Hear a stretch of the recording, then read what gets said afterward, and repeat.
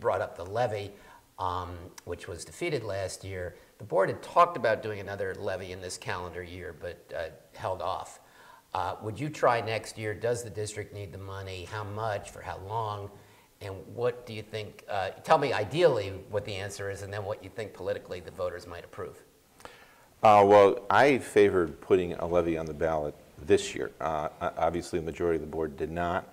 The reason for that is because we have a levy, what we call kind of like a levy cycle. And if we could guarantee it'd be passed the first time, then I would be okay. But usually it takes 2, 3, in fact, one time it took 4 attempts. So we really have to build up almost to a victory. So I would love to have started that process this year.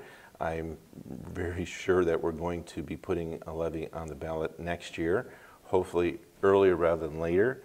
What the amount is still being discussed. But again, I'm pretty sure we will be putting a levy on the ballot next year. Thanks, Cori. We know that the levy in 2014 failed, and like Dave said, the district is definitely going to be coming to voters again, probably sooner than later. And it comes down to the facts, which is that costs have gone up, property values have gone down, that the state has cut funding drastically.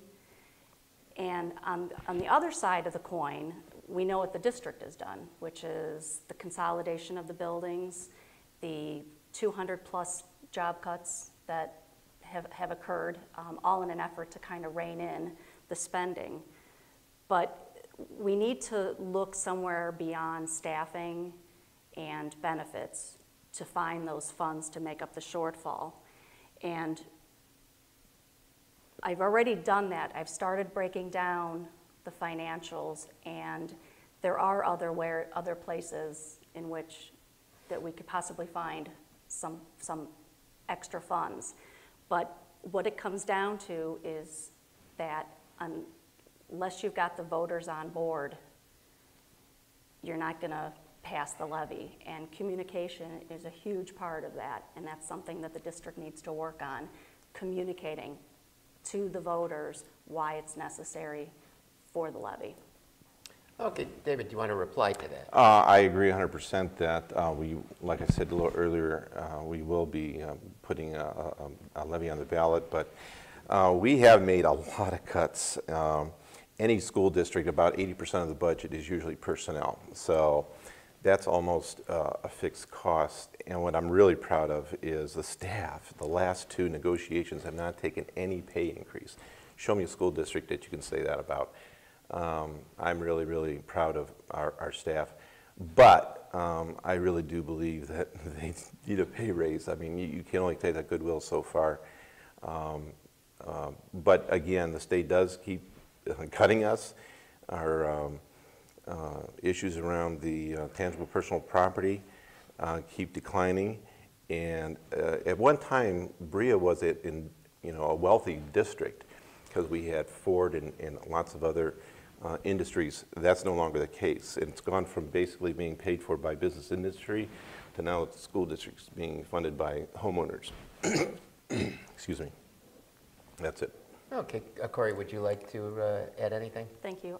The way that the levy is going to be passed is by selling the levy to the voters. And to sell the idea of the levy, they need to understand that the district has done so much to try to make it up on that end. But what hasn't been emphasized and what hasn't been, or the voters haven't been educated about, is what the state has done to us.